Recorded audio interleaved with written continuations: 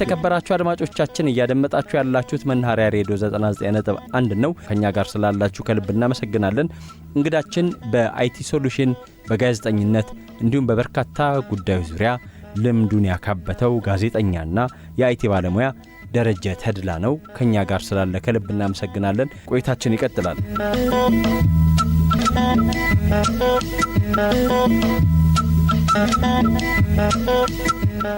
ትውልድና ሀገር አብረው የሚሄዱ ነገሮች ናቸው። በተለይ ሀገር እንደ ሀገር የመጨረሻ ጥያቄ ላድርገውና እንግዲህ በመጪው የምትመጣበትን ነገሮች ብዙ ነገሮች ነግረህናል። ግን ደግሞ ሀገር የሚለው ነገር አለ። ብዙዎች ስለ ሀገር ያለን ስሜት፣ ስለ ኢትዮጵያ ያለን ስሜት የተቀላቀለ ነው። በጣም ብዙ የሚባለው ሰው ለሀገሩ ለኢትዮጵያ ፍቅር አለው።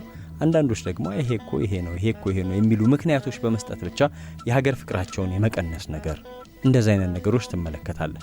የሀገር ፍቅር መሰረት የሚያደርግበት እንዲህ መሆን አለበት የሚባል ነገር አለ ወይስ ሀገርን እንዲሁ መውደድ ማትረፊያ ነው ብለህ ታስባለህ? እኔ አንድ ነገር እንደው ባጭር ቋንቋ ለመልስልና ያልተወለድኩበትን ባህሉን የማላቀውን ሰውንም በደንብ የማላቀውን በቃ እዛ እየኖርኩኝ እዛ ክብሬ እየኖርኩኝ ያንን ሀገር ወድጄ እየኖርኩኝ ልክ እንደ ሀገር ብቻ ሀገሬ አለመውደድ ንፉግነት ነው ብያምናል። ያንን ነው ማምነውና ሀገሬ መድመቂያዬ፣ ሀገሬ መኩሪያዬ። ለምንድን ነው ሰው አይተህ ከሆነ ኢትዮጵያ የሚል መዝሙር ሲነሳ ወይ ኢትዮጵያ የሚል ዘፈን ሲነሳ ወይ የኢትዮጵያ ባንዲራ ሲነሳ ሰው እንዴት የኔ ልጅ አሁን አሜሪካን የተወለደችው አንድ ሴት ልጅ ያለችኝና ካምፓኒንም በሷ ስም የመሰረትኩት ልክ የኢትዮጵያ ቋንቋ ሲወራ ኢትዮጵያ ኢትዮጵያ ትላለች። እንዲያስብ እዛ የምናወራውን ቤተክርስቲያን የምንሄደውን የሚወራውን ወይ ደግሞ የሆነ ኢትዮጵያ ባንዲራ ካየች ደስታዋን ልነግር አልችልም። ማለት ምንድነው ከቤተሰብ ነው የምትወርሰው። እና አገር በምንም ሁኔታ ውስጥ ሆነ በምንም ነገር ግለሰቦች እንደፈለጉት ሊሆን ይችላሉ። ግለሰቦች እኮ ግለሰቦች ናቸው። አገር ግን አገር ነች። አገሬ በምንም ሁኔታ ውስጥ ብትሆን እኔ አገሬን እወዳለሁ። አገር እናት ነች ይባላል አይደለ? እናትህ በምንም ሁኔታ ውስጥ ብትሆን ገፍተህ ትጥላታለህ? ስለዚህ አገሬ እናቴ ነች። እኔ እናቴን እወዳለሁ። በምንም ሁኔታ ትሆን አገር መውደድ ከምንም ጋር አታያይዘው። ይሄ ፖለቲካ አይደለም። ይሄ የሆነ ጎራ ውስጥ መወሸቅ አይደለም። አገርን መውደድ በቃ ኩራት ነው፣ የማንነት ጥያቄ ነውና አገርን መውደድ አለብን ብዬ አምናለሁ። ሴንትራላይዝድ የሆነ ወይ ደግሞ ማዕከላዊነት የተጠበቀ ዴታ በትክክል ፌድ መደረግ አለበት። ኤልኤልኤም ወይ ደግሞ ላርጅ ላንጉጅ ሞዴል ምን ነው አለ አሁን ቻትጂፒቲ ትልቅ ኤልኤልኤም ነው አይደል? ልክ ወይ ጄሚናይ ወይ ክላውድ እንደዚህ ዳታዎችን መስጠት የሆነ እምነት አለ። አንደኛው እምነት እስቲ ስለዚህ ኢንፎርሜሽን ስጠኝ ብሎ ሲሰጠው በቃ የሆነ ቀልዳ ቀልድ ምናምን ነገር እንዳለ አድርጎ ይሰጠዋል በደንብ አድርጎ።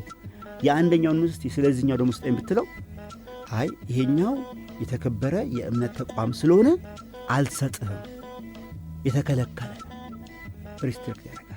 ሁለቱም ግን እምነቶች ኢትዮጵያ ውስጥ ያሉ ናቸው። የእምነት ተቋማትም የሃይማኖት ተቋማትም መንግስትም ማህበራዊ ተቋማትም እያንዳንዳችን ኃላፊነት የተሰማውን ዴታ ነው ፊድ ማድረግ ያለብን። ከየትም ማምጡ አይደለም፣ እኛ ከምንሰጠው ነው። እነዚህ ኤልኤልኤሞች ካገኙት ቢሊየንስ ፕሮባብሊ ትሪሊየንስ ዴታዎች ሰብስበው ተረድተው ነው ምንፈልገውን ነገር የሚሰጡን። ለምሳሌ የኢትዮጵያ ዋና ከተማ አዲስ ብለህ ጽፍ ራሱ ደግሞ አበባ የሚለውን ይጨምርልሃል አይደል? ኦልሬዲ ተረድቶታል፣ አንደርስታንድ አድርጎታል። ከዚህ በፊት በሰጠነው ዴታ ከዚህ በፊት እንትን ባለው ትሬንድ ሆኗል ያ እንትኑ ሲስተም ኤአዩ ማለት ነው። ስለዚህ የምንሰጠውን ነገር በጣም ፊድ ማድረግ ዘሞር ዴታዎችን በጣም ብዙ ዴታ በሰጠ ቁጥር ብዙ ስራዎችን መስራት ትችላለህ። አለበለዚያ ግን ያው ውስንነት አለውና ለዛ ነው ለምሳሌ በጣም ቀላል ነገር እኔ አንድ አፕሊኬሽን ነው እስካሁን ያየሁት ድምጾችን አማርኛ ድምጾች ቮይስ ነው ምናምን የሚባል በኢትዮጵያ የተሰራ አፕሊኬሽን አለ። የአማርኛ ድምጾችን ወስደ የተለያዩ ስራዎችን አሁን ኤችአር እንዳልኩ ቅድም ኤጀንት ብንሰራ ኢትዮጵያ ውስጥ ሆነ መጀመሪያ ቋንቋ ወይ አማርኛ ወይ ኦሮምኛ ወይ አፋርኛ ወይ ሶማሊኛ ወይ ትግርኛን መሆን ያለበት አይደለም። ወይም ደግሞ ሌሎች ቋንቋዎች እንግሊዝኛ ከሌላ የመጣው የለም። አሁን ኤሌቨን ላብ ላይ ብትሄድ አማርኛውን ገልብጦ የሚነግር ኤሌቨን ላብስ የሚባል አንድ ያለ። እንደነዚህ አይነት ነገሮችን መፍጠር ያ ደግሞ ዴታ ነው። ዴታውን ለመፍጠር እንደ ማገዝ ያለባቸው አካላት በደንብ ቢያግዙ አገርን ከማሳደግ አኳያ አንድ የተወሰነ እንትኖች አሉ። ለምሳሌ አሁን አንድ ክሎን የምታረግበት አለ። እሱም 2-3 ትሪኮች ተጠቅመ ለምሳሌ አንተን አሁን እናንተ የምናወራው እንደዚህ አማርኛ እንዲናገር ማድረግ እንችላለን። የሆነ ተኩሎ የተገዛለ ሃይጂን የሚባል ሌላ አንድ ኤአይ አለ። እሱን አድርገህ የምፈልገውን ድምፅ መጀመሪያ ታወራዋለህ። አንተ አውርተህ ድምፅን አፕሎድ ታደርጋለህ። አንተ ነው የምታደርገው። ከዛ በኋላ የምትፈልገውን ኢሜጅ ትሰጠዋለህ፣ ወይ ደግሞ ከዛው ላይ አቫተር ትመጣለህ። ከመረጥከው በኋላ የሆነ አንዳንድ ኦፕሬሽኖች አውቶሜሽን ሰርተህ እንዲናገር ማድረግ ይችላል። ግን ስቲል ኮስት አለው። አራውን ዘቡሽ ምን እንደሚባለው ዙሪያ ጥምጥም ትሄዳለህ። ግን በቀጥታ ለምሳሌ የሆነ ነገር ወስደህ እዛው እንትን ለማድረግ እኛ በአማርኛ ራሱን የሰለጠነ እንደዚያ ሊኖርን ይገባል። የእውቀት ችግር አይመስለኝም። እኔ ተቀናይቶ የመስራት ችግር ነው።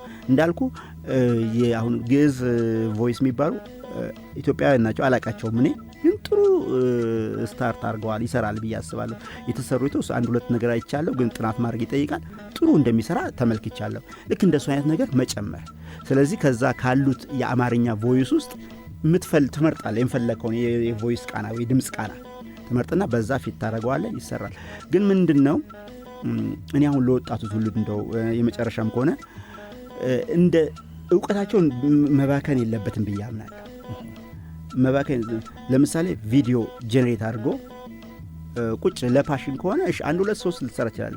ግን ሁሉ ጊዜ ቪዲዮ እኛ ምንም ማርኬት ላይ የማይመጣ ከሆነ ኢንከም አድርገ ራስን አሳድገ ምንም ጥርጥር እድገት የተሻለ ነገር ማሰብ ስጀምር በሰራው ነገር ሪዋርድ እያገኘ ሪኮግኒሽን አግኝተ መኒ አግኝተ እያደግ ስትሄድ ነው አይደል? እንደዛ እንዳይሆን አስባለሁ። ስለዚህ ፎከስ አድርጎ ማሰብ። ለማንኛውም እንግዲህ ረጅም ቆይታ ነው ያደረግነው። ከልብ ነው ማመሰግነው በአድማጮች ስም። ከዛ በኋላ ግን ያው ማመስገን የምንፈልጋቸው ሰዎች ይኖራሉ። ይሄ ነገር መግለጽ ያለብኝ ነው ምትለው ነገር ሊኖር ይችላል። ምታነሳው ነገር ካለ የመጨረሻ ዕድል ልስጥ። አዎ በህይወቴ እንግዲህ በጣም ብዙ ሰዎች አሉ። እንዳልኩ መጀመሪያ የማመሰግናቸው ደረጀ፣ የዛሬው ደረጀ እንዲሆን መቼስ መሰረት ያስፈልጋል። መሰረቴ በቃ ምንም በማይናወጥ ጽኑ መሰረት ላይ ነበረ። መጥፎ መንገድ እንዳልሄድ በጣም በቃ ስትሪክትና እንትን በሆነ ፋሚሊ ውስጥ ነው ያደግኩትና ወዲያ ወዲህ እንድል እድል አልሰጠኝም እና ፎከስ እንዳደርግ ረድቶኛል። ያ ፎከስ ማድረገው ነገር ይዞኝ መጥቶኛል እዚህ። ያንን ደግሞ በእኔ ብቻ ሳይሆን በሁሉም ወንድሞቼ ላይ ታይቷልና እሱ ጥሩ ፓርት ደስ ይላልና ቤተሰቦቼን እናቴን ነፍሷን ይማራት፣ አባቴ አሁን በህይወት አለ፣ ተድላ ደምሴ ይባላል። በጣም ይገርማል። አሁን ወደ 80 ሊጠጋ ነው። እስካሁን በቃ ለትውልድ መስራት ይፈልጋል። እስካሁን የግል ትምህርት ቤት አለው፣ እያስተማረ ነው። እንግዲህ በዚህ እድሜው ጥሩ ተቆጠ ዘመን አለ። በጣም ደስ ይላል። የግል ትምህርት ቤቱ ላይ እንደውም እኛን የሚያስገድድ ነው። እባካችሁ በቃ ይሄ ትምህርት ቤት መቆም የለበትም፣ ባይከፈላችሁም አስተምሩ ነው ምን የሚለን። አሁንም ማስተማር በጣም ይወዳልና እሱ በጣም እሱም ላመሰግነው እወዳለሁ። ከዛ በተጨማሪ በትምህርት ቤት እንግዲህ እንዳልኩ ያስተማሩኝ መምህራን ብዙ አሉ። ስማቸውን ጠርቼ አልችልም፣ የደገፉኝ አሉ። ከዛ ግን በዋነኝነት ደግሞ መቼስ እያደግ ስትሄድ ህይወት እየመሰረት ስትሄድ ደግሞ የድጋፍ ሁኔታው ይለያል አይደለ? አብሮ ስትሆን አብራኝ ከኔ ጋር ብዙ ውጣ ውረድ ያየች፣ በከፍታዬም በዝቅታዬም አብራኝ የነበረች ማከብራት የምወዳት የትዳር አጋሬ ወይዘሮ ቅድስት አካሉ ትባላለች። እሷን ከልብ አመሰግናለሁ። ሳያት ደግሞ ሁሌ በቃ ብርታት የሚሰማኝ የጽናቴ ምሳሌ ሞገስ የምትሆነኝ የደስታዬ ምንጭ ሆነች ደግሞ ልጅ ያለች ሀሴት ደረጀ ትባላለች። ቅድም እንደነገርኩ ካምፓኒን በእሷ ስም ነው የመሰረቱት። እሷን ማመስገን ፈልጋለሁ። በአጠቃላይ ግን አሁን ስማቸውን እዚህ ጠርቼ ማልጨርሳቸው ሰዎች አሉ። እነሱን ከልብ ማመስገን ፈልጋለሁ አብሮኝ ስለነበሩ። በመጨረሻ እንግዲህ አክብራችሁ የምትሰጠን ነገር ይመጥናል ብላችሁ ደግሞ መናኸሪያ 99.1 የዝግጅት ክፍልንም ማመስገን እፈልጋለሁ። እንዲሁም ደግሞ አንተ ወንድሜ መርሻንም አብረኸኝ ጥሩ ቆይታ ስላደረግ ከልብ አመሰግናለሁ። ፈጣሪ ያክብርልን። እኛም እናመሰግናለን። እንግዳችን ደረጀ ተድላ በጋዜጠኝነት በተለያዩ የውጭ ሀገራት ደግሞ በበርካታ ስራዎች የነበረውን ልምዱን አካፍሎናል። በተለይ ደግሞ አሁን ላይ በርካቶች በኔጌቲቭም በፖዚቲቭም ወይም በበጎም በመጥፎም እየተመለከቱት ባለው በአይቲ ላይ በተለይ ኤአይን መሰረት በማድረግ እሱ ላይ ሰፊ ስራ እየሰራ ነውና በሀገራችን በኢትዮጵያም በርካታ ወጣቶች ይህን እድል እንዲያገኙ ሁኔታዎችን እያመቻቸን ነው። እስካሁን ድረስ ከ5000 በላይ ኢትዮጵያውያንና ኤርትራውያንን ማሰልጠን የቻለ ባለሙያ ነው። ከኛ ጋር ለነበረው ቆይታ ከልብ አመሰግናለሁኝ። የተከበራችሁ አድማጮቻችን ከመናኸሪያ ሬዲዮ 99.1 የማረፊያ እንግዳ መሰናዷችን ስትከታተሉት በነበረው መልኩ ተጠናቋል። እንግዳችንን በእናንተ ስም አመሰገንኩ። መርሻ ካሊ ከእናንተ ጋር ነበርኩ። ሳምንት በሌላ እንግዳ በሌላ አዘጋጅ የምንገናኝ ይሆናል።